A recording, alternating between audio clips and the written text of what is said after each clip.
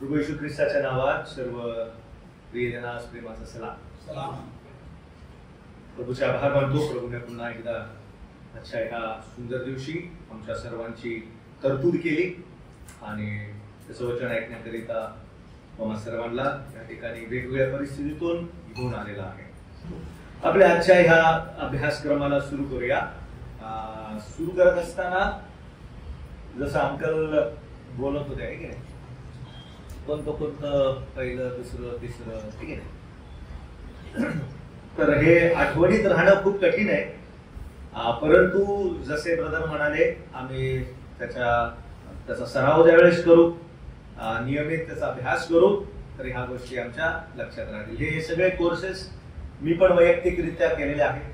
2012 साली मंडळीने ही जबाबदारी माझ्यावर सोपवलेली होती आणि मग त्यावेळेस काम करून अमावस्या अभ्यासक्रम शिकून इतरांना कशा प्रकारे घेऊन जाता येईल मराठवाडा या भागापर्यंत, आणि प्रभू आतापर्यंत सहाय्य करत आहे. लगभग 12-13 वर्ष झाली तरी देखील प्रभू ह्या अभ्यासक्रमाला जे गरजवंत आहेत, देवाचं वचन जे शिकू इच्छित आहेत त्यांच्यापर्यंत पोहोचवण्याकरिता विशेष करून आम्हाला सहाय्य करत आहे. ह्याचा मी वैयक्तिक अभ्यास आज पण करत असतो. वेगवेगळ्या मंडळांमध्ये शिकवताना ज्या नवीन मंडळ्या आहेत, ज्याला 1 वर्ष 2 वर्ष झालेले आहेत, त्या मंडळांकरता मूलभूत शिक्षण पण आहे. ज्या मंडळ्या त्याहून अधिक वर्षाच्या आहेत त्यांच्याकरिता पण सैद्धांतिक शिक्षण आहे. आणि सर्वांसाठी खूप सुंदर जर अभ्यास करत गेला तर पुढं त्याचा अभ्यासक्रम सुंदर प्रकारे आम्हाला शिकावयास प्रभू देईल. ठीक आहे. म्हणून अमावस्या अभ्यासक्रम आणि माझा विषय जो घेणार आहे तो आहे पवित्र शास्त्र अभ्यासाचे मी अध्ययन लिहिले. बरं का, तुमच्या याच्यामध्ये शोध असेल किंवा इंग्लिश मध्ये डिस्कवरी असेल, है ना, discovering Bible study.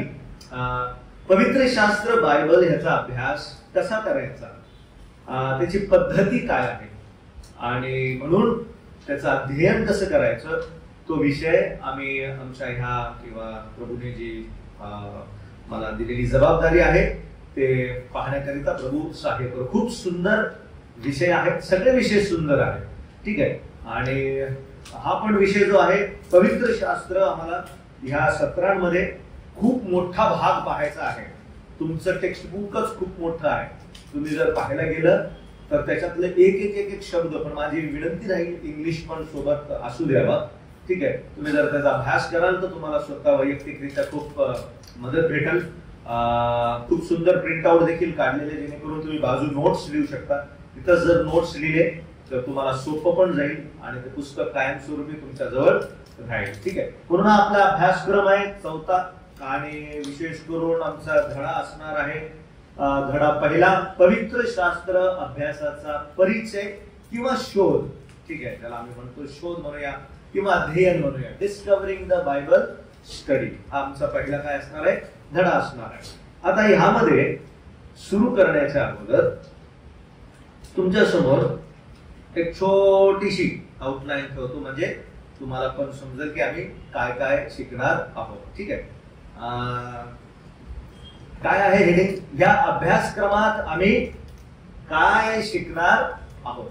What is the main objective. ह्या संपूर्ण अभ्यासामध्ये कोणता विषय आहे. प्रत्येक पुस्तकाला, प्रत्येक सब्जेक्टला एक सेंट्रल विषय असतो, आहे की नाही. तुमचं बायोलॉजी घ्या किंवा तुमचं कॉमर्स स्टडी घ्या किंवा सायन्स घ्या, प्रत्येक ह्याचा एक केंद्रबिंदू असतो. ह्या देखील अभ्यासाचं एक सेंटर पॉइंट आहे आणि ते हे आहे. या अभ्यासक्रमात पवित्र शास्त्राचा अभ्यास करण्याच्या किती पद्धती आहेत, 7 पद्धती आहे. बरं का. आता हे 7 पद्धती काय आहेत हे आम्ही शिकणार आहोत. पवित्र शास्त्र बायबलचा अभ्यास कसा करायचा, नक्कीच आम्ही आमच्या मनामध्ये असा विचार येतो, त्यासाठी शिकायची काय गरज आहे. पवित्र आत्मा आपल्या स्वतःला काय करेल, मार्गदर्शन करेल. परंतु ज्यावेळेस तुम्ही पवित्र शास्त्र बायबलचा अभ्यास करत जाता, तो अभ्यास करत असताना जे ह्याचे शिक्षक आहेत, ज्यांनी विशेष करून ह्यावर अभ्यास केलेला आहे, जे प्रभूचे दास आहेत, चांगले बायबल टीचर्स आहेत, सुवार्तिक आहेत, त्या लोकांचा एक अभ्यासक्रम करण्याची पद्धत या ठिकाणी दिलेली आहे. म्हणजे तुम्ही जर कोणतंही पुस्तक समोर ठेवाल, त्या समोरच्या पुस्तकाचा वैयक्तिक मी कसा अभ्यास करावा आणि तो अभ्यासक्रम इतर लोकांसाठी कशा प्रकारे फायदेशीर ठरेल, मग त्याकरिता काय पद्धती, काय मेथड्स असणं आवश्यक आहे. मग 7 वेगवेगळे पद्धती आहेत. आता या 7 वेगवेगळ्या पद्धतींचा अभ्यास कसा करायचा आहे तो आम्ही आमच्या या सर्व माझ्या दिलेल्या अभ्यासक्रमामध्ये आम्ही पाहणार आहोत. ठीक आहे. पवित्र शास्त्र बायबलचं असं समजू नका एक पान उलटलं, एक वचन समोर आलं आणि लगेच मी त्याचा अभ्यास करायला लागलो, है ना. हे चुकीचं ठरेल. म्हणून प्रत्येक एका शास्त्राला अभ्यासाला एक सिस्टमॅटिक पद्धत आहे, है ना. एक खूप शिस्तबद्ध पद्धतीने त्या सर्व पद्धतींचा काय केलेला आहे, वापर करण्यात आलेला आहे. म्हणून 7 पद्धतीचे प्रशिक्षण या पुस्तकामध्ये आम्हाला देण्यात आलेलं आहे. पवित्र शास्त्रातील परिच्छेदांच्या वेगवेगळ्या शैली आहेत. वेगवेगळ्या शैली म्हणजे वेगवेगळ्या शैली. आता थोडीशी मराठी चांगली बरं का, म्हणून ह्याच्यातले काही शब्द समजेल किंवा समजणार नाही.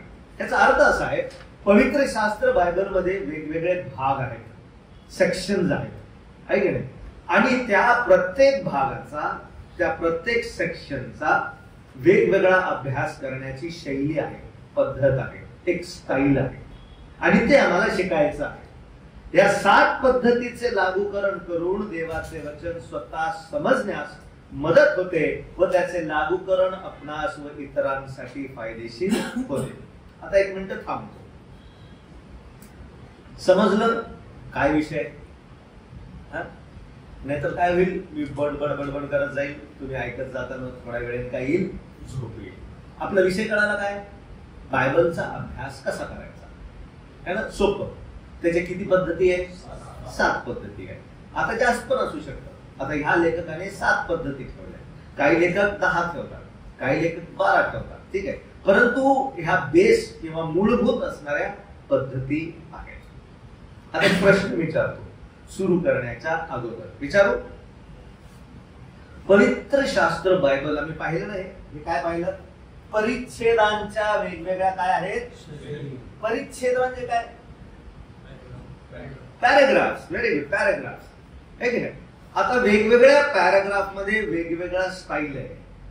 आता ते स्टाईल लक्षात राहण्यापेक्षा थोडस अजून मोठं करून सांगतो तुम्हाला. ठीक आहे. पवित्र शास्त्र बायबल मध्ये पुस्तक आहे, सेक्शन्स दिलेले आहेत, ज्याला आम्ही ऐतिहासिक पुस्तकं म्हणतो, आहेत की नाही. हिस्टॉरिकल बुक्स कोणते कोणते आहेत बायबल मध्ये? ऐतिहासिक पुस्तकं आहेत का? Historical, which tells about the fact, है ना. काय जी वस्तुस्थिती त्यावेळेस होती त्याचं स्पष्टीकरण देते. असे कोणते पुस्तक आहेत बायबल मध्ये सांगा. ऐतिहासिक पुस्तक, इतिहास ज्यामध्ये सांगितलेला आहे.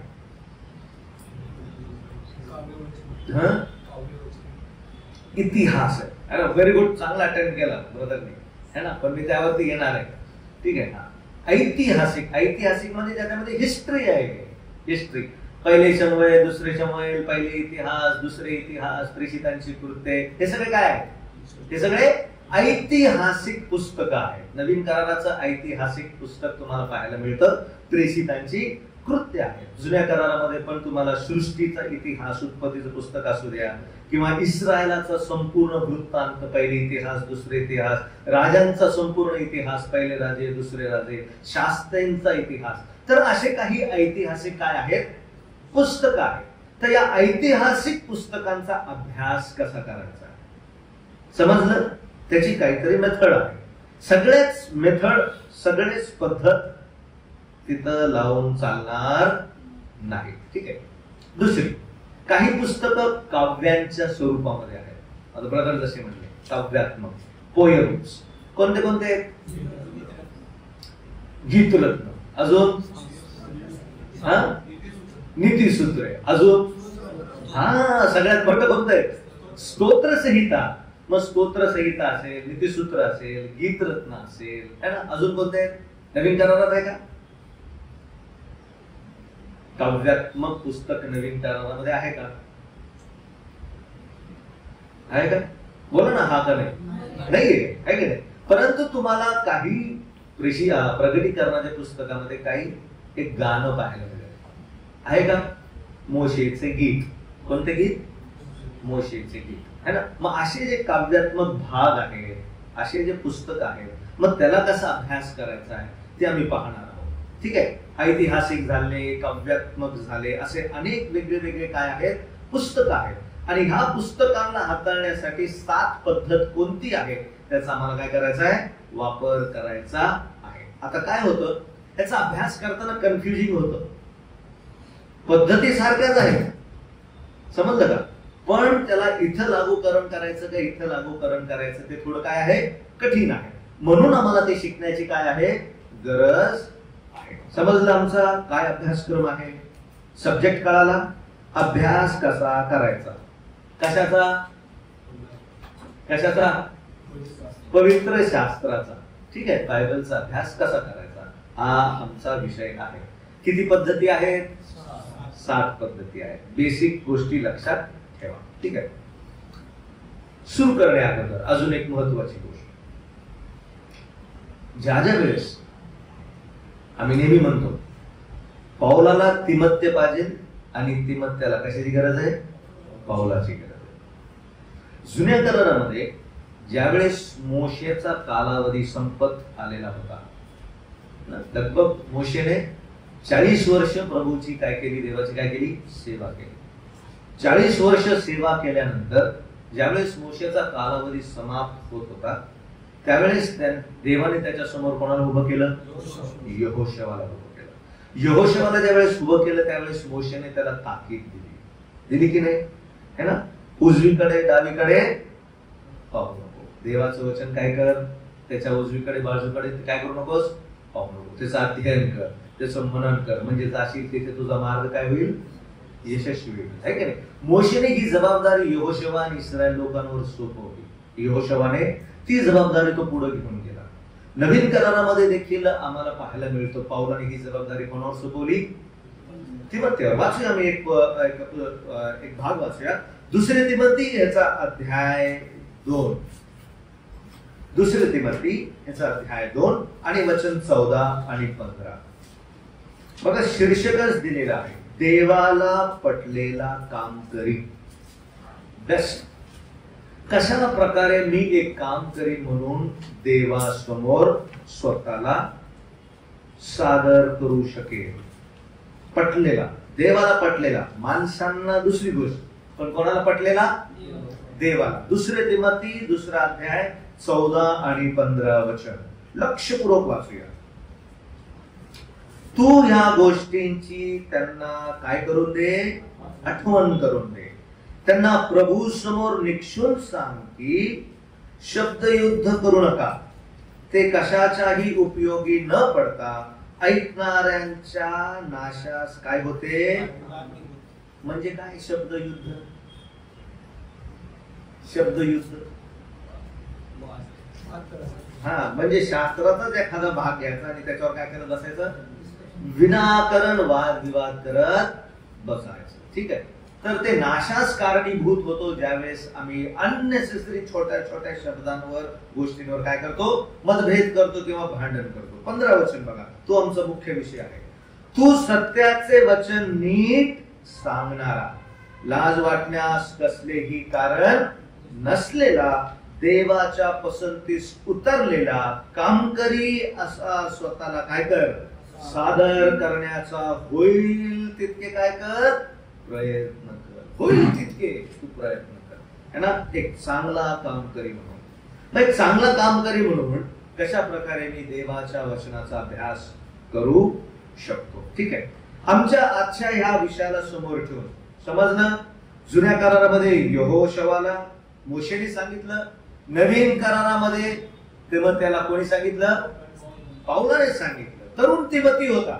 आज या ठिकाणी अनेक तरुण आहेत, परंतु या तरुण तिमोथ्यावर येणारी जबाबदारी खूप भयानक आहे.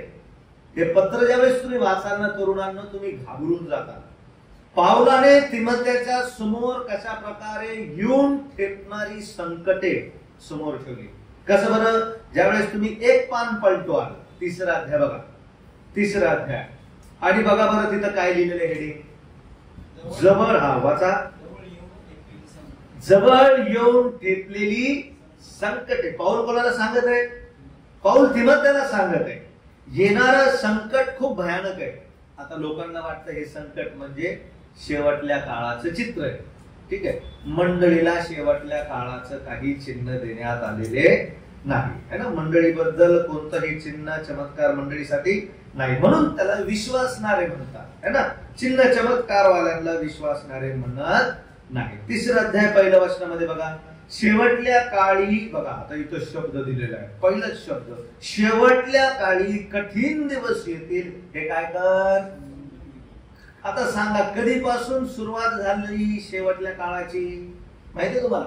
आम्हाला वाटतं अजून यायचं बाकी, हे शेवटला काळ. सगळे आजूबाजूला प्रगटीकरणाचा अभ्यास म्हणतात क्षणी सगळे जमा होतात. अरे कशावर घेणारे प्रवक्ता? प्रगटीकरणाच्या पुस्तकावर. शेवटला काळ, शेवटला काळ, शेवटला काळ. ठीक आहे, मंडळीसाठी शेवटला काळ कधी सुरू झाला माहितीये का? ज्यावेळेस मंडळी हळूहळू प्रभूमध्ये काय होत गेली? वाढत गेली. मंडळीसाठी शेवटला काळ आम्हाला पाहायला मिळतो.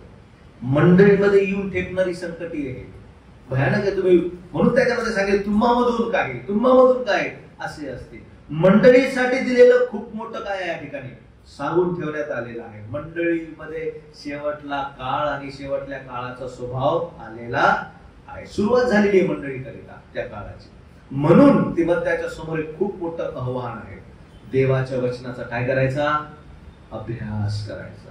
ठीक आहे, चला पुढे जाऊया. आमचा आजचा अनुक्रमणिका पाहूया. आम्ही काय बरं या सगळ्या अभ्यासक्रमामध्ये पाहणार आहे? दिसतंय तुम्हाला? कोणतं पाहिलं?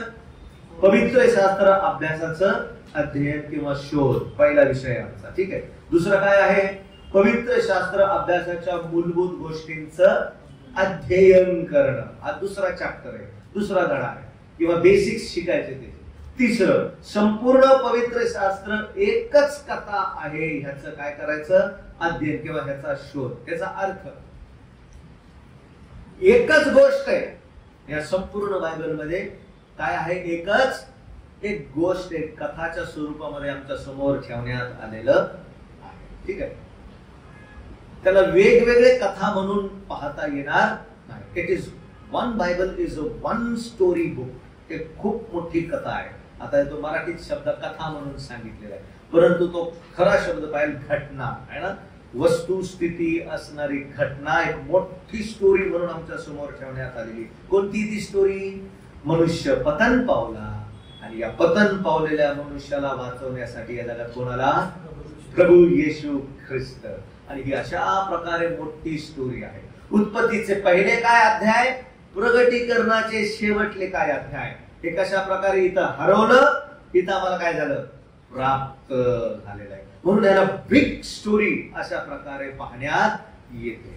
देवाचं वचन ज्यावेळेस मी अभ्यास करतो, त्या अभ्यास करण्याच्या वेळेस, मनन करण्याच्या वेळेस ही स्टोरी इकडं तिकडं जाता कामा नये. समजलं? हा विषय, हा विचार इकडं जाता कामा नये, तो समोर ठेवणं आवश्यक आहे. चला पुढे बघूया. ठीक आहे, संपूर्ण पवित्र शास्त्र एकच काय आहे? कथा. It is discovering the Bible as a one story. मनुष्य पतन पावला, त्याला वाचवण्यासाठी ख्रिस्त या जगात आला आणि त्याचे कार्य. चौथा भाग, पवित्र शास्त्राच्या लिखाणाचा अध्ययन, नरेटिव्ह. कधी लिखाण करण्यात आलं, किती लेखकांनी लिहिलं, कसं लिहिलं, शिकलेले होते का ते, कोणाची निवड करण्यात आली. उदाहरणार्थ पहिले 5 पुस्तकं कोणी लिहिले? कोणत्या भाषेत लिहिले? इब्री भाषेमध्ये. कोणत्या भाषेमध्ये? इब्री भाषेमध्ये. तोपर्यंत लॅटिन भाषा नव्हती. नवीन करारामध्ये तुम्हाला अरामिक आणि नवीन करारामध्ये ग्रीक भाषा तुम्हाला शिकायला मिळेल. पण जुना करार संपूर्ण कोणत्या भाषेमध्ये लिहिलेला आहे? इब्री भाषेमध्ये लिहिलेला पाहायला मिळतं. मग मोशेला इब्री भाषा येत होती? येत होती. मोशे लहानाचा मोठा कुठं झाला? कुठं? कोणत्या विद्यापीठात? मिस्राच्या विद्यापीठात.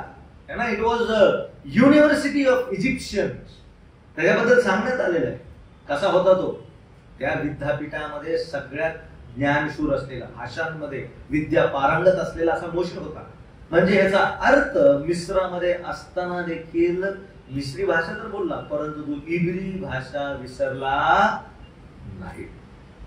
शैतानाने इब्री भाषेला गायब करायचा काय केला होता, प्रयत्न केला होता. परंतु आज पण तुम्ही इस्रायल लोकांमध्ये जाऊन पाहते इब्री भाषा सोडत नाही, है की नाही. मोशे बघा मिस्रामध्ये लहानाचा मोठा झाला, त्याच्या शिक्षणाचा, त्याच्या सर्व त्या गोष्टींचा देवाने काय करून घेतला, उपयोग करून घेतला. म्हणून शिक्षण महत्वाचं आहे. असं समजू नका आता मी देवाच्या सेवाला चाललो, आता बस कॉलेज सोडलं, हे सोडलं, ते सोडलं, आता काय करतो दिवसभर सेवा करत जातो. ठीक आहे, असं करू नका. प्रभू ज्याला बोलवतो त्याला व्यवस्थित तो आचरण करतो. परंतु तुमचं शिक्षण असू द्या, तुमचं अभ्यास असू द्या, नोकरी असू द्या, प्रभू त्या गोष्टींचा काय करतो, उपयोग करून घेतो. पवित्र शास्त्रांमध्ये असे अनेक उदाहरणं आम्हाला पाहायला मिळतात. नक्कीच मोशे 40 वर्ष मिस्रामध्ये होता, परंतु त्याच्या सर्व मिस्री कौशल्याचं देवाने काय केलं, त्याला झिरो बनवलं, पूर्ण झिरो बनवलं. आणि मग त्याला शेवटल्या 40 वर्षामध्ये देवाने प्रशिक्षण दिलं, देवाचं प्रशिक्षण. परंतु या सर्व त्याच्या अनुभवाचा देवाने उपयोग केला. पहिले 5 पुस्तकं मोशेने लिहिलेली आहे. ठीक आहे, तर अशा प्रकारे आम्हाला तो विषय पाहायला भेटतो. पवित्र शास्त्राच्या लिखाणाचं अध्ययन कधी लिहिण्यात आलं, किती लिहिण्यात आलेलं आहे, ह्याचं कशा प्रकारे सिंक्रो आहे. सिंक्रो म्हणजे त्याचा अर्थ असा आहे की ज्याला मी कॅनॉन म्हणतो, कॅनॉन ऑफ द स्क्रिप्चर्स. म्हणजे का बरं थेसलोनिकराच्या नंतर तिमोथी येतं, का बरं उत्पत्ती नंतर निर्गम येतं, का बरं प्रगटीकरणचं पुस्तक कुठे आहे, माग आहे, का बरं यशया कुठं आहे, हे सगळं यामध्ये शिकायचं आहे. समजा तुम्ही काय म्हणत आहे. म्हणजे ह्याला कॅनॉन म्हणतात, कॅनॉन्स ऑफ द स्क्रिप्चर्स. म्हणजे क्रमानुसार पवित्र शास्त्राची काय करण्यात आलेली आहे, मांडणी करण्यात आलेली आहे. असंच त्याला कुठं पण ठेवण्यात आलेलं नाही. दुसरी गोष्ट, पवित्र शास्त्रांमध्ये लिहिलेले अजून भरपूर पुस्तक आहेत, भरपूर पुस्तक आहेत, परंतु त्या पुस्तकांना ह्यामध्ये सामील करण्यात आलेली नाही. पवित्र आत्म्याने 66 पुस्तकांना आपला काय दिलेला आहे, शिक्का मारलेला आहे. का बरं 66 पुस्तकं घेतलेली आहेत, त्याचा पण आम्हाला अभ्यास करायचा आहे. प्रभू येशू ख्रिस्ताने उच्चारलेले पुस्तक, जसा योना माशाच्या पोटात किती दिवस, लगेच लोक शोधायला, अरे योनाचं पुस्तक असायला पाहिजे, मग योनाची गुंडाळी. समजलं मी काय म्हणत आहे.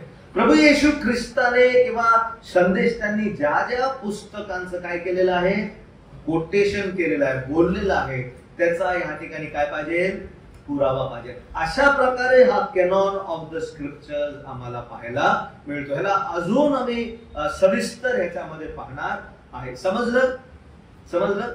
तुम्हाला प्रश्न विचारतील बरं लोक, का बरं 5च पुस्तकं पहिले आहेत.